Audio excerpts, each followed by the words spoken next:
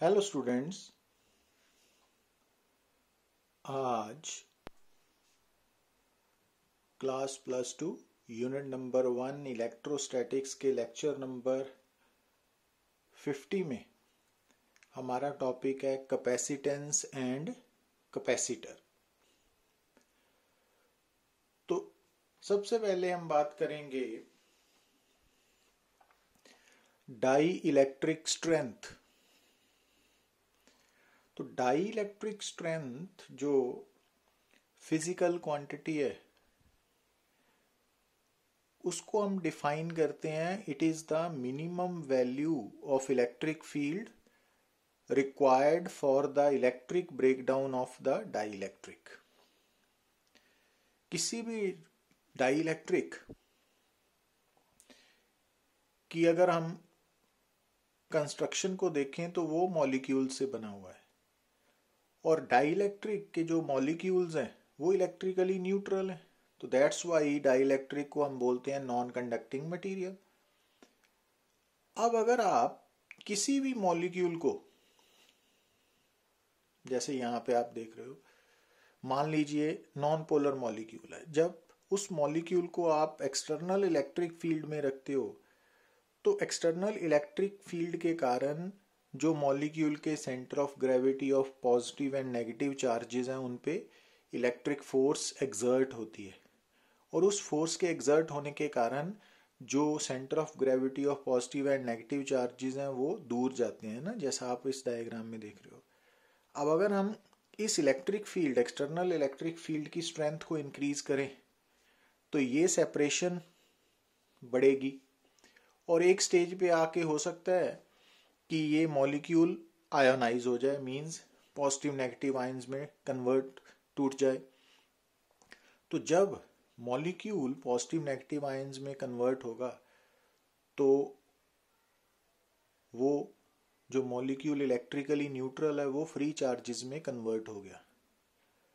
तो it means जैसे ही dielectric के मॉलिक्यूल्स की आयोनाइजेशन हुई उसी वक्त वो डाइलेक्ट्रिक अब नॉन कंडक्टिंग नहीं रह गया, अब वो कंडक्टर बन गया।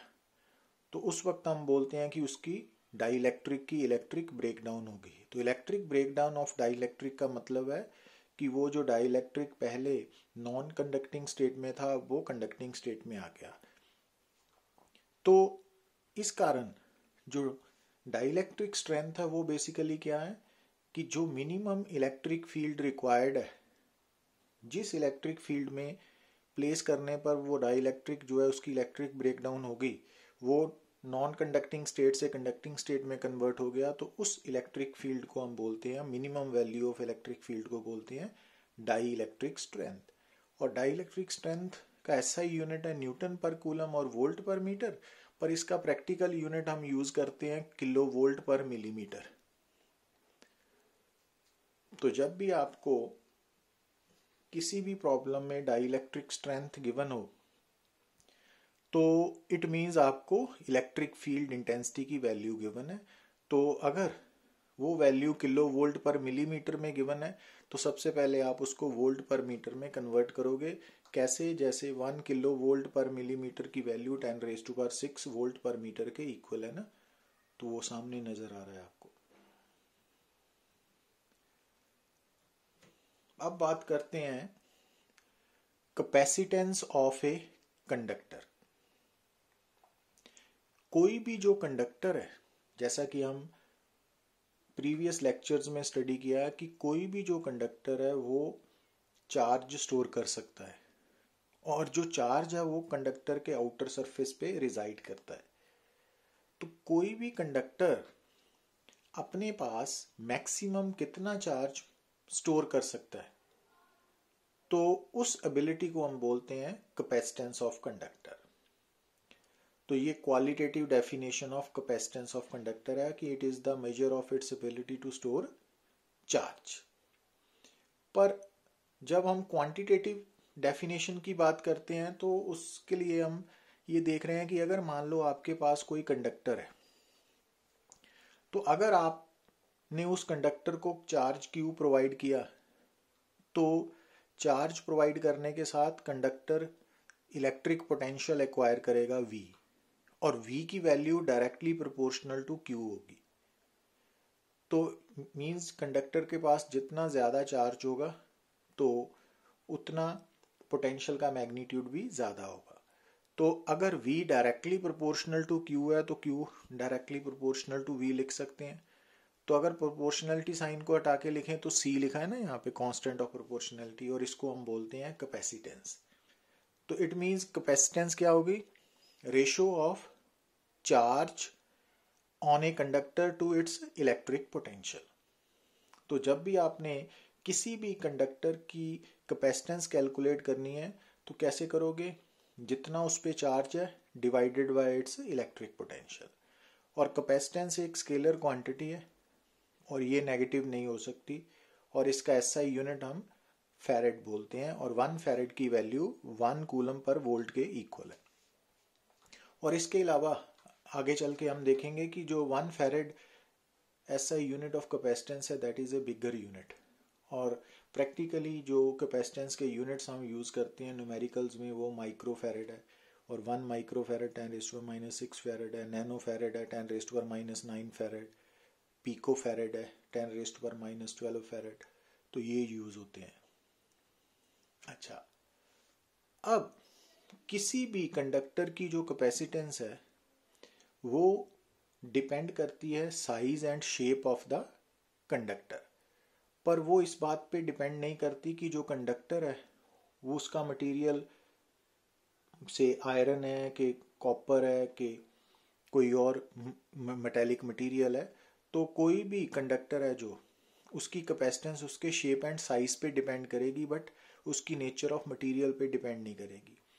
और जो कैपेसिटेंस है वो इस बात पे भी डिपेंड करेगी कि उस वक्त उस कंडक्टर के सराउंडिंग मीडियम कौन सा है, उस पे डिपेंड करेगी। पर जो कंडक्टर है, क्योंकि कंडक्टर सिर्फ चार्ज अपने आउटर सरफेस पे ही स्टोर करता है, तो इस कारण जो कंडक्टर है वो चाहे अंदर से हॉलो है चाहे सॉलिड है तो उसकी कैपेसिटेंस पे फर्क नहीं पड़ेगा। अगर मान लीजिए आपके पास दो कंडक्टर्स हैं, दोनों स्फेरिकल कंडक्टर्स हैं, दोनों का रेडियस सेम है, बट एक हॉलो है और एक सॉलिड है, तो दोनों की कैपेसिटेंस सेम होगी क्योंकि हॉलो और सॉलिड पे डिपेंड नहीं करेगी कैपेसिटेंस।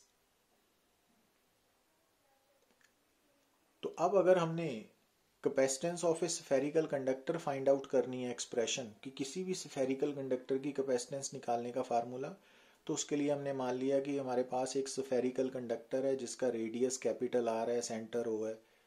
तो अब अगर आप इस कंडक्टर को चार्ज क्यू सप्लाई करोगे तो इस स्फेरिकल कंडक्टर का पोटेंशियल क्या होगा? V is equal to 1/4πε0 Q/R, equation number 1। तो अगर बाय डेफिनेशन ऑफ कैपेसिटेंस की बात करें तो C is equal to Q/V है। अब अगर इक्वेशन नंबर 1 से हम यहाँ पे V की वैल्यू सब्स्टिट्यूट करें तो capacitance of conductor spherical conductor कितनी आ गई? 4πε0R। जो R है वो रेडियस ऑफ द कंडक्टर है। इट मीन्स स्फेरिकल कंडक्टर का रेडियस जितना ज़्यादा होगा उसकी कैपेसिटेंस भी उतनी ज़्यादा होगी। और एप्सिलॉन नॉट क्यों यूज़ हो रहा है यहाँ पे? क्योंकि यहाँ पे ये हम मान के चल रहे हैं कि जो स्फेरिकल कंडक्टर है उसके सराउंडिंग मीडियम वैक्यूम और एयर है। पर अगर जो surrounding medium of spherical conductor अगर कोई वो मटेरियल मीडियम है अदर देन एयर, तो फिर उस मीडियम की अगर परमिटिविटी एप्सिलॉन होती या रिलेटिव परमिटिविटी एप्सिलॉन आर या डाइलेक्ट्रिक कांस्टेंट के होती, तो हम एप्सिलॉन नॉट की जगह पे या तो एप्सिलॉन लिखेंगे या फिर एप्सिलॉन नॉट टाइम्स के। तो ये हमने शुरू में कूलम्स लॉ के टॉपिक में डिस्कस किया था। अब अगर आपसे कोई पूछे कि अर्थ की कैपेसिटेंस निकालो, तो अब क्योंकि अर्थ स्फेरिकल इन शेप है और कंडक्टर भी है, तो इट मीन्स अर्थ की कैपेसिटेंस निकालने के लिए हम कैपेसिटेंस ऑफ स्फेरिकल कंडक्टर वाला फार्मूला यूज कर सकते हैं, 4πε0R। अब रेडियस ऑफ अर्थ जो है हमें मालूम है 6400 किलोमीटर, उसको हमने मीटर में कन्वर्ट करके जब यहाँ पे सब्स्टिट्यूट किया तो कैपेसिटेंस ऑफ अर्थ कितनी आई? 711 माइक्रोफैरेड। तो अब इतनी बड़ी अर्थ की, इतने बड़े कंडक्टर की, क्योंकि अर्थ एक गुड कंडक्टर ऑफ इलेक्ट्रिसिटी है, तो इतनी बड़ी अर्थ की अगर कैपेसिटेंस 711 माइक्रोफैरेड है, लेस देन 1 फैरेड, तो इट मीन्स जो 1 फैरेड है that is quite bigger unit of capacitance. तो अगर आपको एग्जाम में कोई पूछे कि show that 1 farad is the bigger unit of capacitance, तो आप कैपेसिटेंस ऑफ अर्थ की कैपेसिटेंस फाइंड आउट करके ये प्रूव कर सकते हो।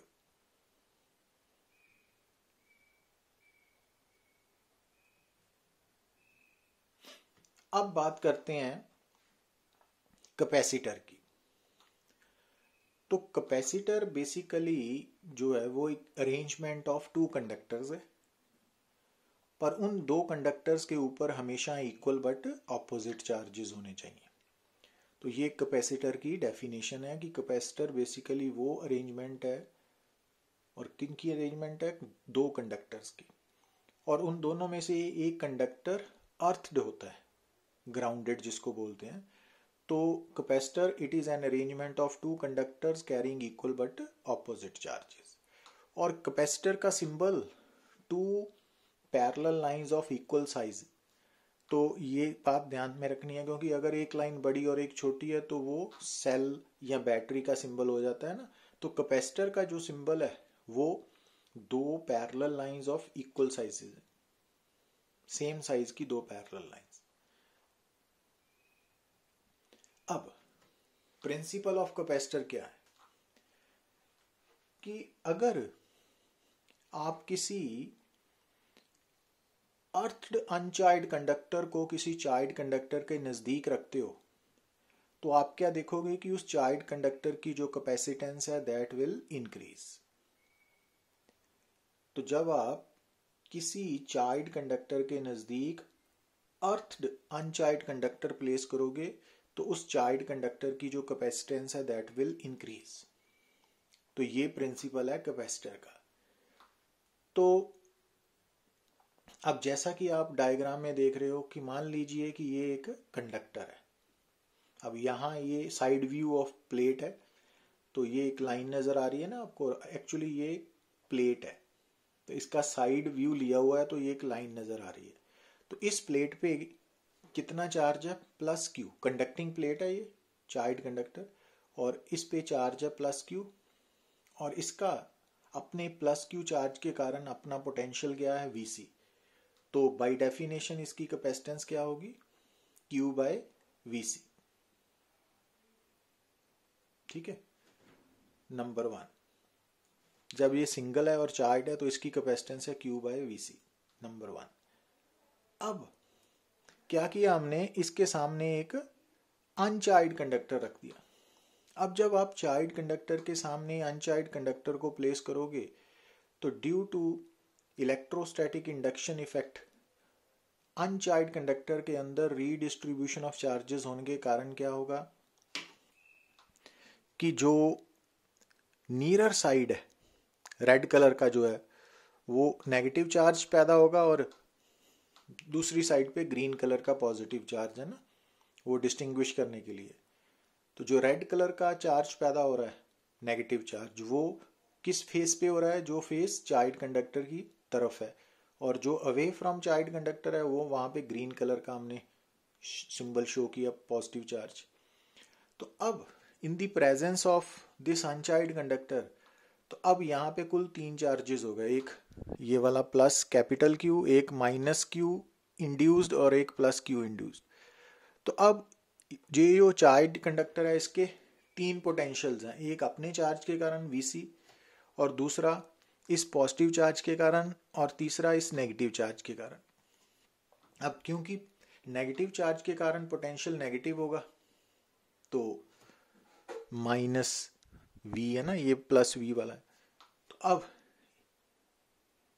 कैपेसिटेंस क्या आएगी, Q over V C plus V positive minus V negative. और आप अगर इक्वेशन 1 और 2 को कंपेयर करिए तो, और देखिए क्योंकि जो नेगेटिव चार्ज है उसकी दूरी चार्ज्ड कंडक्टर से थोड़ी कम है, किसके मुकाबले, पॉजिटिव चार्ज के मुकाबले। क्योंकि जो नेगेटिव चार्ज है ना वो किस साइड पे पैदा हो रहा है, जो चार्ज कंडक्टर के सामने वाला फेस है, और पॉजिटिव चार्ज जो अवे है। तो इट मीन्स जो नेगेटिव चार्ज है उसका डिस्टेंस चार्ज कंडक्टर से कम है इस ग्रीन वाले पॉजिटिव चार्ज के कंपैरेटिवली। तो इट मीन्स जो नेगेटिव पोटेंशियल है उसका मैग्नीट्यूड ज़्यादा होगा और पॉजिटिव चार्ज, ग्रीन वाले पॉजिटिव चार्ज का जो पोटेंशियल है वो कम होगा ना, ये लिखा हुआ है ना। तो इट मीन्स अगर आप इस इक्वेशन को देखो तो इक्वेशन नंबर 2 1 के कंपैरेटिवली ज़्यादा है। क्यों? क्योंकि जो इक्वेशन नंबर 2 है उसका डिनोमिनेटर इक्वेशन नंबर 1 के डिनोमिनेटर से कम है। तो इट मीन्स कैपेसिटेंस इंक्रीज होगी।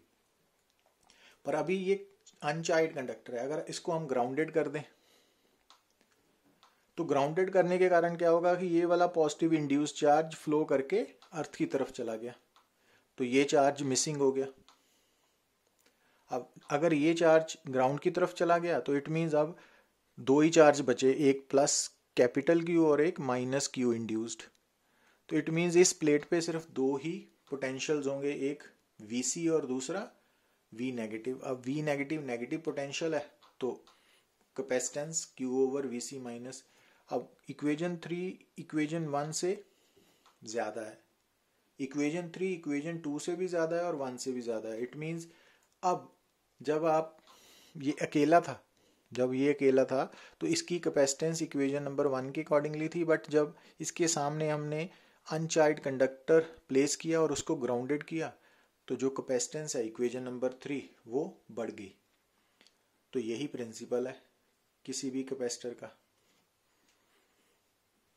अब इस बात को आप नंबर्स की टर्म में भी समझ सकते हो कि जैसे मान लीजिए कि ये सिर्फ समझने के लिए बात को कि अगर Vc की वैल्यू 100 वोल्ट है तो जो इक्वेशन नंबर 1 है उसके अकॉर्डिंगली कैपेसिटेंस क्या है Q/100। और मान लीजिए कि नेगेटिव पोटेंशियल -70 है और पॉजिटिव पोटेंशियल +60 है, तो इट मीन्स जब ये अनचार्ज कंडक्टर है, ग्राउंडेड नहीं है, तब इक्वेशन नंबर 2 के अकॉर्डिंगली जो C अनचार्ज कंडक्टर तो Q/100 +60 -70 मीन्स 90 है ना। तो अब इक्वेशन नंबर 2 इक्वेशन नंबर 1 से ज़्यादा है ना। पर जब ग्राउंडेड कर दिया तो पॉजिटिव चार्ज फ्लो करके अर्थ की तरफ चला गया, तो इट मीन्स अब इस प्लेट पे दो ही पोटेंशियल है, एक 100 वोल्ट Vc के कारण और दूसरा -70 वोल्ट। तो इफेक्टिव पोटेंशियल 30 रह गया ना, तो C और बढ़ गया। तो इस तरह से आप इस बात को समझ सकते हो कि जब किसी भी चार्ज कंडक्टर के सामने अनचार्ज कंडक्टर प्लेस करते हैं और उस अनचार्ज कंडक्टर को हम ग्राउंडेड करते हैं तो जो चार्ज कंडक्टर है उसकी कैपेसिटेंस इंक्रीज कर जाती है। और यही प्रिंसिपल है किसी कैपेसिटर का। Thank you.